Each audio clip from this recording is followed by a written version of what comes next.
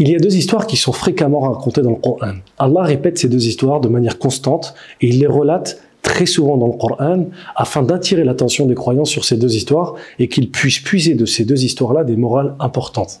La première est celle de notre père Adam face à Iblis lorsqu'il était au paradis et que le Satan maudit a réussi à le détourner du message initial et à lui faire commettre le péché originel, à savoir le fait de manger du fruit défendu qu'Allah lui avait interdit. Ceci pour rappeler aux musulmans que le diable reste un ennemi pour eux et qu'il ne cessera de toujours leur susciter des mauvaises idées afin de commettre l'irréparable, à savoir le péché. La deuxième histoire est celle d'un prophète qui est celui qui est le plus mentionné dans le Coran. Il a été mentionné plus de 136 fois. Il n'y a quasiment aucun chapitre du Coran sans qu'il ne parle de son histoire à lui. Cette histoire, c'est celle que nous allons voir aujourd'hui. C'est parti, générique.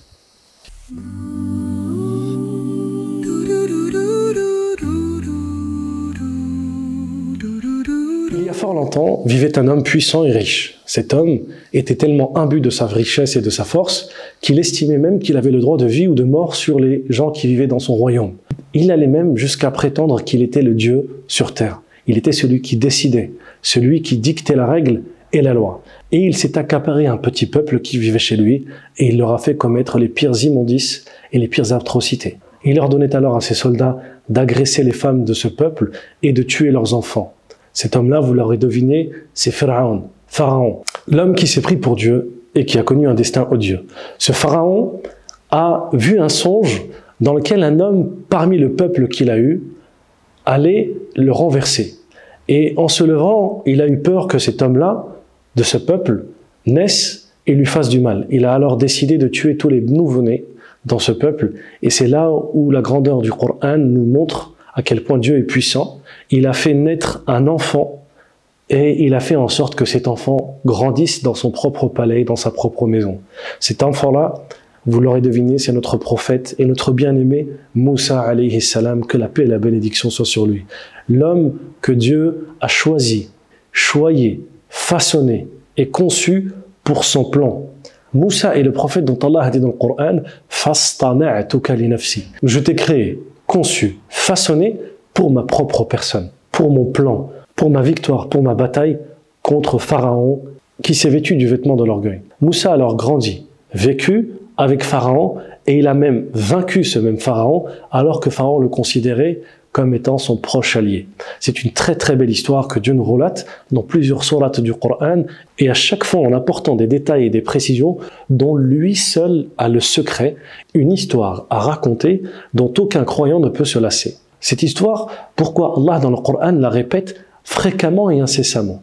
Pour lancer un rappel puissant à ceux qui croient en lui que quelle que soit leur force, même si elle est la plus faible, s'ils suivent son chemin, ils finiront triomphants.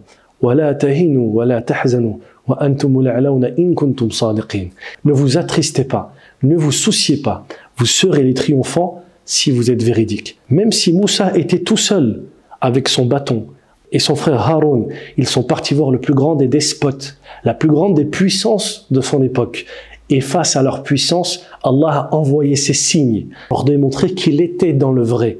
Moussa alayhi salam est alors resté ferme et a parlé à Pharaon en essayant de l'exhorter. Et bien qu'il n'avait rien, si ce n'est que son bâton et son frère et un peuple civil, il a toujours gardé la foi en Allah subhanahu wa ta'ala, même lorsque Pharaon et son armée étaient à leur trousse et ils allaient les assassiner. Inna la mudrakoun, kalla. Lorsque le peuple de Moussa lui a dit « Nous allons être poursuivis, nous allons être atteints », qu'est-ce que leur a dit Moussa alayhi salam? « Non, jamais, car il y a avec moi mon Seigneur qui me protégera. » Cette histoire est un rappel à chaque moment, à chaque péripétie. Les gens du bien finissent toujours par triompher et par gagner. Maintenant, en tant que musulmans, nous savons, de par notre histoire, que la victoire n'est belle qu'en passant des épreuves et des péripéties. Allah subhanahu wa ta'ala ne donne jamais la victoire sans éprouver et mettre en difficulté les croyants afin de voir s'ils sont véridiques et s'ils seront patients. Car en contrepartie de ceci, Allah a promis le paradis. Ala inna sil'ata Allahi ghaliyah, ala inna sil'ata Allahi al-jannah. Nous arrivons ici a une notion qui est extrêmement importante et que beaucoup de musulmans oublient. L'islam, c'est une croyance en un Dieu unique, mais c'est surtout une transaction, un troc, un échange. Nous, en tant que musulmans, nous vendons notre âme et notre propre personne en contrepartie du paradis. C'est pour ceci que le prophète sallallahu alayhi wa sallam a dit « Certes, la marchandise qu'Allah vous propose est chère et avec une grande valeur. Et certes, cette marchandise, c'est le paradis éternel. » Ce paradis, Allah Jalla fi'ulah le donne à ceux qui lui présentent et avancent des choses. C'est l'exemple que nous avons avec les deux fils d'Adam alayhi salam. Lorsqu'ils sont venus demander à Allah de juger entre eux, il leur a dit « Allah, présentez-moi un cadeau, présentez-moi une offrande, et je répondrai en fonction en disant celui de vous deux que j'agrée et dont j'accepte les propos. » Allah a accepté de l'un et pas de l'autre. Pourquoi? Parce que l'un avait proposé le plus beau présent qu'il avait, et le second, un présent plus ou moins moyen. En réalité, l'islam, c'est le fait de donner des choses à Dieu. Et lorsque l'on parle de ces choses que l'on donne à Dieu, on les donne en espérant la miséricorde de Dieu, son pardon et sa pitié et sa clémence, afin de pouvoir faire partie de ceux qui entreront éternellement au paradis. Le prophète sallallahu alayhi wa sallam a souffert. Il était avec une petite poignée de compagnons et il leur disait « Ne vous inquiétez pas, nous triompherons. » Et c'est ce qui les a rassurés et raffermis. Et lorsque le prophète sallallahu alayhi wa sallam creusait le fossé pour défendre la ville de Médine face aux envahisseurs, il a dit à ses compagnons « J'ai vu de très belles choses et de très bonnes nouvelles. Allah nous a promis telle et telle victoire. » Lui qui se trouvait avec son compagnon le plus fidèle, Abu Bakr, dans la grotte, lui qui se trouvait pourchassé, sans armée, sans force, caché, reclus dans une grotte, lui, son compagnon le plus intime et le plus fidèle, Abu Bakr radiallahu anhu, alors qu'il a été chassé et humilié par son peuple.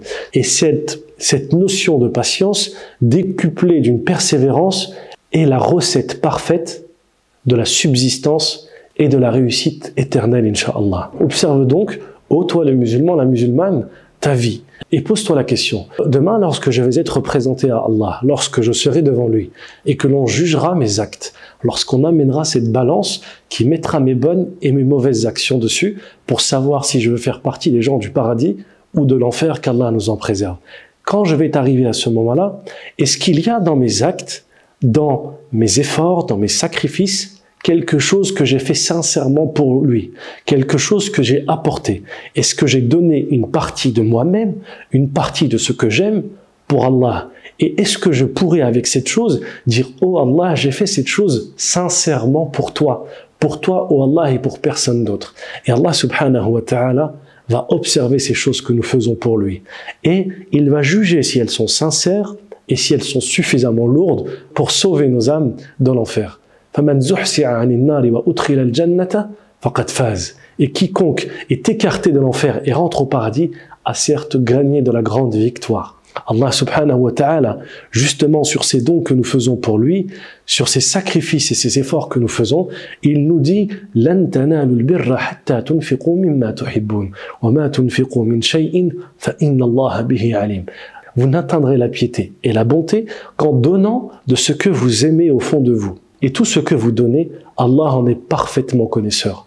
L'islam, ce n'est pas uniquement donner des sadaqas de quelques euros à la mosquée ou à une association. L'islam, ce n'est pas uniquement aussi donner ces vieux vêtements dont on ne se sert plus et qui sont dans le placard et qui nous font trop de place. Non.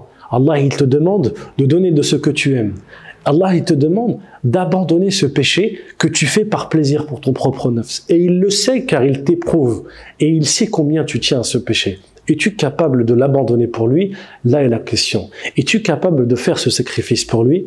Là est ton combat et là est ton chemin. Allah aussi t'a ordonné des choses qui peuvent paraître lourdes. Le fait de se lever, de prier, d'être constant dans cette dernière. Vas-tu faire partie de ceux qui domptent leur nafs, l'obligent à suivre ce chemin?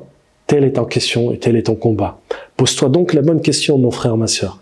Qu'as-tu préparé pour Allah subhanahu wa ta'ala? Qu'as-tu préparé pour le jour dernier? Que pourras-tu présenter comme étant quelque chose dont tu te sacrifies pour lui? Si tu le fais, alors tu vivras la difficulté comme l'ont vécu les prophètes, mais tu as l'intime conviction et la garantie et que tu finiras triomphant, car ceci est la promesse de notre Seigneur. وَمَنْ أَصْدَقُ مِنَ اللَّهِ قِيلًا. Et y a-t-il quelqu'un de plus véridique qu'Allah lorsqu'il parle? أقول قولي هذا واستغفر الله لي ولكم. Je vous remercie de nous avoir suivis sur cette vidéo. J'espère qu'elle provoquera en nous et en vous le changement utile et bénéfique. Et je vous dis à très vite sur Jannat Télévision. Wassalamu alaikum wa rahmatullah.